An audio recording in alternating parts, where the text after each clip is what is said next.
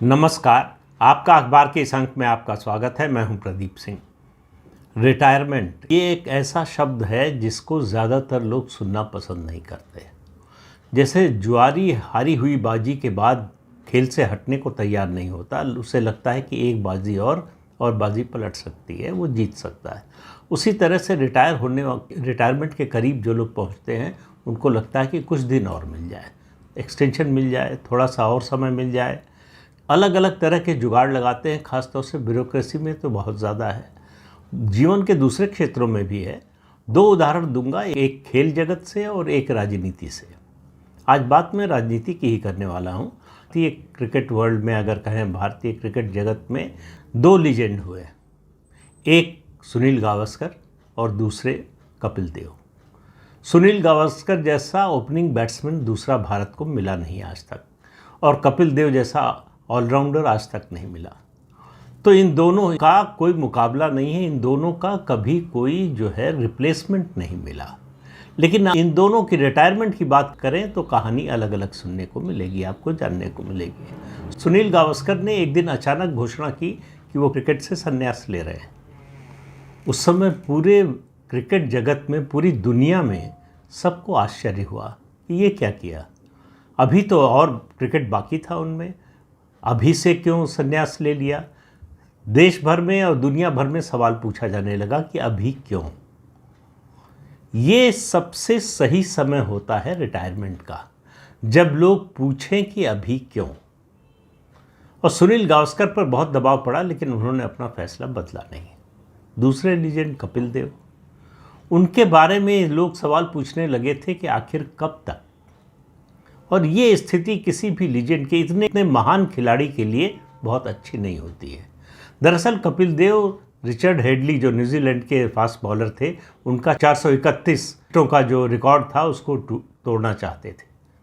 और स्थिति ये हो गई थी कि उनका खेल लगातार गिरता जा रहा था, विकेट मिल नहीं रहे थे, रन बन नहीं रहे थे। आखिर में बीसीसीआई को इंटरवीन करना पड़ा। बीसीसीआई ने एक सीरीज़, शायद न्यूजीलैंड के खिलाफ ही थी या किसी और देश के खिलाफ, मुझे ठीक से याद नहीं, कहा कि ये आखिरी सीरीज़ है आपकी, और इस सीरीज़ का आखिरी मैच आपका आखिरी मैच। अगर रिकॉर्ड आपने बना लिया तो ठीक है, नहीं बनाया तो भी आपको रिटायरमेंट लेना पड़ेगा। तो सौभाग्य से वो रिकॉर्ड उन्होंने तोड़ दिया, 434 विकेट उनके कुल हो गए, और रिचर्ड हेडली का उस समय का जो विश्व कीर्तिमान था वो तोड़ दिया उन्होंने, और उसके बाद रिटायरमेंट की घोषणा कर दी। तो ये देखिए, ये दो लोगों का अलग अलग दो उदाहरण मैंने दिया। दूसरा उदाहरण दे रहा हूँ राजनीति से। लाल कृष्ण आडवाणी, मुरली मनोहर जोशी, दोनों का भारतीय जनता पार्टी के गठन से लेकर उसकी जो स्थापना हुई उससे लेकर बड़ा योगदान है। खासतौर से आडवाणी जी का बहुत बड़ा योगदान है भारतीय जनता पार्टी आज जहाँ है वहाँ पहुँचाने में। 2009 में उनको प्रधानमंत्री पद का उम्मीदवार बनाया गया था, क्योंकि दिल्ली में जो भाजपा की दूसरी कतार के नेता थे उनका आपस में समझौता नहीं हो पा रहा था, किसी को नेता मानने को तैयार नहीं थे। राष्ट्रीय स्वयंसेवक संघ ने मजबूरी में आडवाणी जी के पिछले जो योगदान है उसको देखते हुए उनको प्रधानमंत्री पद का उम्मीदवार बनाया, और भारतीय जनता पार्टी 1991 के बाद सबसे खराब प्रदर्शन 2009 के चुनाव में किया भाजपा ने। उसके बाद उनको 2009 का चुनाव का नतीजा आया तो उन्होंने अपने आप घोषणा की, अगला जो चुनाव होगा लोकसभा का, उस समय तक उन्होंने कुछ बताया कि 84 या 85 साल के वो हो जाएंगे, इसलिए वो अब प्रतिपक्ष के नेता नहीं बनना चाहते, किसी और को मौका मिलना चाहिए। लेकिन परिवार का दबाव पड़ा, आसपास के लोगों का दबाव पड़ा, उन्होंने फैसला बदल दिया। लेकिन राष्ट्रीय स्वयंसेवक संघ ने कहा नथिंग डूइंग, आपको रिटायर होना पड़ेगा। उनको लोकसभा में प्रतिपक्ष के नेता पद से इस्तीफा देना पड़ा, सुषमा स्वराज को प्रतिपक्ष का नेता बनाया गया, और राज्यसभा में जसवंत सिंह को रिटायर कर दिया गया और अरुण जेटली को प्रतिपक्ष का नेता बनाया गया। तो ये दो उदाहरण ऐसे हैं। ये भी याद रखिए, 2014 में फिर एक बार उनको मौका दिया गया सम्मानपूर्वक रिटायर होने का। उनसे कहा गया लोकसभा चुनाव मत लड़िए, दोनों से कहा गया, और कहा कि अगर आप संसद में रहना ही चाहते हैं तो हम आपको राज्यसभा में भेज देते हैं। राज्यसभा के चुनाव गुजरात और राजस्थान के लोकसभा चुनाव से कुछ पहले ही होने वाले थे। जो उम्मीदवारों की सूची थी उसको आखिरी दिन तक रोक कर रखा गया। गुजरात से लाल कृष्ण आडवाणी, राजस्थान से मुरली मनोहर जोशी को राज्यसभा में भेजना चाहते थे। उस समय प्रधानमंत्री पद के उम्मीदवार नरेंद्र मोदी और जो राष्ट्रीय अध्यक्ष थे पार्टी के राजनाथ सिंह और बाकी लोग भी जो पार्लियामेंट्री बोर्ड के थे, लगभग एक मत थे कि इनकी सेवाओं को देखते हुए राज्यसभा में भेज दिया जाए, चुनाव न लड़े। लेकिन वो माने नहीं, पार्टी ने टिकट दिया, फिर चुनाव जितवाया, जीत कर आए, आखिर में उनको किनारे होना पड़ा। तो ये स्थिति जो है, ख़ास तौर से जब राजनीति की बात कर रहे हैं तो चुनावी राजनीति में संगठन फैसला लेता है, लेकिन चुनावी राजनीति में जनता भी कई बार फैसला तो नहीं लेती लेकिन संदेश देती है। और मुझे जो दिखाई दे रहा है, चुनावी राजनीति में जनता 2 राज्यों के 2 मुख्यमंत्रियों को संदेश दे रही है। ये दोनों ऐसे हैं जो बड़े कुशल प्रशासक माने जाते हैं, अपने राज्य में बहुत लोकप्रिय रहे हैं, इनका जनाधार रहा है और ये अपनी पार्टी के लिए असेट रहे हैं और लंबे समय तक सत्ता में रहे हैं। मैं जिन 2 मुख्यमंत्रियों की बात कर रहा हूँ उनमें से एक हैं उड़ीसा के मुख्यमंत्री नवीन पटनायक, 24 साल से मुख्यमंत्री हैं और वो अजूबा हैं अपने आप में। एक ऐसे मुख्यमंत्री हैं, मुझे नहीं लगता कि दुनिया में कहीं भी ऐसा होगा कि मुख्यमंत्री जो है अपने राज्य की भाषा न जानता हो। नवीन पटनायक उड़िया का एक वाक्य भी नहीं बोल सकते, लेकिन 24 साल से मुख्यमंत्री हैं, अच्छे प्रशासक माने जाते हैं, लोकप्रिय हैं, जनाधार है और उसके अलावा राष्ट्रीय राजनीति में भी उनकी समय समय पर भूमिका रही है। जो भी उनको लगा कि ये राष्ट्रीय हित में है उसमें सरकार का समर्थन किया, चाहे वो बीजेपी की सरकार रही हो चाहे कांग्रेस की सरकार रही हो। उन्होंने केंद्र और राज्य संबंधों का हमेशा ख्याल रखा और केंद्र सरकार से एडवर्सरी की भूमिका में कभी नहीं आए। जब मनमोहन सिंह की सरकार थी तब भी नहीं, और अब जब नरेंद्र मोदी की सरकार है तो उनके तो एक तरह से सहयोगी ही है, भले ही एनडीए में ना हो लेकिन एनडीए के सहयोगी की तरह ही उन्होंने पिछले 10 साल व्यवहार किया। नवीन पटनायक का स्वास्थ्य इस समय बहुत खराब है, अच्छा नहीं है। 2 लोग पकड़कर चलाते हैं, उठाते हैं, बिठाते हैं तो उठते बैठते हैं। उनकी सरकार एक तरह से उनके जो आईएएस अधिकारी हैं जिनको रिटायरमेंट दिलाया, उसके बाद उन्होंने उनको एक सरकारी पद दिया जिसमें कैबिनेट का रैंक है। तो वीके पांडियन, उन पर मैं एक वीडियो बना चुका हूं, अगर आपने देखा हो तो वीके पांडियन एक तरह से इस समय सरकार चला रहे हैं। आप देखेंगे कि इस चुनाव के दौरान जो इंटरव्यू हो रहे हैं वो नवीन पटनायक के नहीं हो रहे हैं, वीके पांडियन के हो रहे हैं। तो उड़ीसा में बीजू जनता दल और बीजू जनता दल की सरकार दोनों वीके पांडियन चला रहे हैं। नवीन पटनायक का मेरी नज़र में ये आखिरी चुनाव है। वो 6ठी बार मुख्यमंत्री बन जाएं, ये वो भी चाहते थे, उनकी पार्टी के लोग भी चाहते थे। इसलिए अपनी स्थिति को देखते हुए, अपनी घटती हुई लोकप्रियता को देखते हुए, एंटी इनकम्बेंसी की जो हवा है उसको देखते हुए नवीन पटनायक चाहते थे कि इस चुनाव में भारतीय जनता पार्टी से उनका अलायंस हो जाए, जो अलायंस 2009 में उन्होंने तोड़ दिया था। एक तरफा जो है उन्होंने घोषणा की थी अलायंस तोड़ने की, गठबंधन तोड़ने की। वो चाहते थे कि 2024 में फिर से ये गठबंधन हो जाए। अगर गठबंधन हो जाता तो सुनिश्चित हो जाता कि वो 6ठी बार मुख्यमंत्री बनेंगे। अब उनका मुख्यमंत्री बनना कठिन दिखाई दे रहा है। उड़ीसा में भारतीय जनता पार्टी बहुत तेज़ी से आगे बढ़ रही है और इस चुनाव में इस बात की संभावना से इनकार नहीं कर सकते कि भारतीय जनता पार्टी की राज्य में सरकार बन जाए और लोकसभा में वो बीजू जनता दल से बड़ी पार्टी बनकर उभरेगी, इसमें कोई दो राय नहीं। तो ये चुनाव नवीन पटनायक के लिए आखिरी चुनाव हो सकता है, क्योंकि लोकसभा और विधानसभा चुनाव दोनों साथ हो रहे हैं। इसलिए ये भी नहीं है कि लोकसभा चुनाव है अभी, बाद में विधानसभा चुनाव होगा, उस समय वो लड़ेंगे और उसके बाद देखा जाएगा। दोनों चुनाव साथ हो रहे हैं। इस चुनाव में अगर बीजू जनता दल सत्ता से बाहर हो जाता है तो नवीन पटनायक का रिटायरमेंट आप तय मानिए। वैसे भी उनके लिए मुश्किल है ज़्यादा समय तक सक्रिय रहना। मैं और किसी दृष्टि से नहीं कह रहा हूँ, उनके स्वास्थ्य की दृष्टि से और उनकी सरकार जिस तरह से अलोकप्रिय होती जा रही है।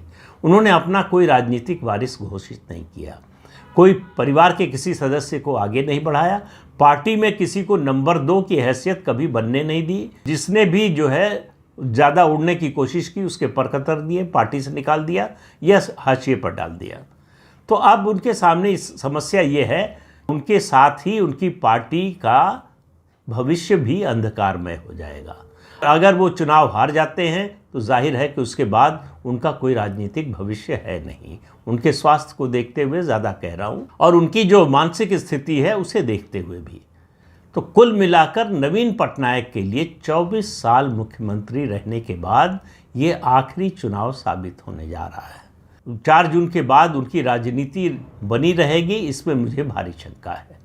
लेकिन चुनाव होता है, तब तक 4 जून तक तो जो है ये मानकर चलना चाहिए कि शायद वो आ सकते हैं।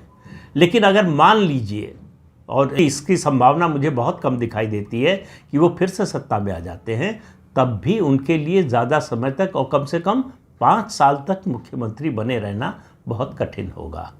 जो उनकी शारीरिक स्थिति है, स्वास्थ्य की स्थिति है, जिस मानसिक अवस्था में वो हैं, उन सब को देखते हुए उनके लिए 5 साल का कार्यकाल पूरा करना बहुत कठिन होगा। तो इसलिए मैं मान रहा हूँ कि ये चुनाव जो है नवीन पटनायक का आखिरी चुनाव है। तो वो उनको याद किया जाएगा। इतने लंबे समय तक मुख्यमंत्री रहने वाले वो दूसरे नेता हैं। सिक्किम के मुख्यमंत्री रह चुके हैं इससे ज़्यादा समय तक। तीसरे नंबर पर ज्योति बसु का नंबर आता है। हालांकि सीपीएम की सरकार 34 साल रही, लेकिन बीच में जो है बुद्धदेव भट्टाचार्य मुख्यमंत्री बन गए थे, ज्योति बसु को हटा दिया गया था, या उन्होंने कहिए रिटायरमेंट ले लिया था, जो भी कहना चाहें। इसी तरह से दूसरे मुख्यमंत्री हैं बिहार के मुख्यमंत्री नीतीश कुमार। नीतीश कुमार और नवीन पटनायक में बड़ी समानता है। दोनों का पूरा राजनीतिक करियर बेदाग है। भ्रष्टाचार का आरोप दोनों में से किसी पर कोई नहीं लगा। नीतीश कुमार भी लगभग 18 साल से मुख्यमंत्री हैं, और बिहार जैसे राज्य में मुख्यमंत्री रहते हुए बेदाग रहना, खासतौर से ऐसे माहौल में जब उनके पूर्ववर्ती और उनके कभी सहयोगी रहे लालू प्रसाद यादव जेल जा चुके हैं, सजा याफ्ता हैं, अभी बेल पर बाहर हैं स्वास्थ्य कारणों से। तो और भ्रष्टाचार का बोलबाला लालू प्रसाद यादव के राज में रहा। ऐसे में नीतीश कुमार का बेदाग रहना एक बहुत बड़ी उपलब्धि है। उसके अलावा सामाजिक न्याय की दृष्टि से देखें तो लालू प्रसाद यादव से बड़े नेता हैं नीतीश कुमार। और तीसरी बात जो दोनों नवीन पटनायक और नीतीश कुमार में कॉमन है, वो ये है कि दोनों ने, मतलब नीतीश कुमार ने भी अपने परिवार को आगे नहीं बढ़ाया, परिवारवाद की राजनीति से दूर रहे। नवीन पटनायक तो फिर भी बीजू पटनायक के बेटे हैं, तो आप उनको एक तरह से परिवार से जोड़ सकते हैं। हालांकि वो राजनीति में तब आए जब उनके पिता का निधन हो चुका था। तो इसलिए अपने पिता के कारण या अपने पिता के रहते हुए या उनके पिता ने उनको राजनीति में आगे बढ़ाया हो, ऐसा नहीं है। जब तक बीजू पटनायक जीवित रहे, उन्होंने अपने बेटे को राजनीति से दूर रखा। उनके निधन के बाद ही नवीन पटनायक राजनीति में आए, और नीतीश कुमार के साथ तो ये भी नहीं है। नीतीश कुमार के पिता न तो राजनीति में थे, न उनको राजनीति में लाए, और न ही नीतीश कुमार ने अपने बेटे को राजनीति में लाने और उसको आगे बढ़ाने की कोशिश की। नीतीश कुमार भी अब जो है गठबंधन के लिए, चूंकि वो उस तरह से उतनी ताकत उनकी नवीन पटनायक जैसी नहीं रही कि अकेले दम पर बहुमत ला सकें, वो किसी न किसी गठबंधन के साथ ही सत्ता में बने रह सकते थे। तो ज़्यादातर समय वो बीजेपी के साथ गठबंधन में रहने के कारण मुख्यमंत्री रहे, और कुछ समय जो है लालू प्रसाद यादव के साथ, आरजेडी के साथ, कांग्रेस के साथ जाने पर मुख्यमंत्री बने 2015 में। तो नीतीश कुमार की ताकत जो है नवीन पटनायक की तुलना में, जनाधार उनका नवीन पटनायक की तुलना में कम है। अब उनका जो स्वास्थ्य है, जो उनकी मानसिक स्थिति है, उनकी लोकप्रियता की बजाय अलोकप्रियता बढ़ती जा रही है। वो अपने गठबंधन के लिए लायबिलिटी बनते जा रहे हैं।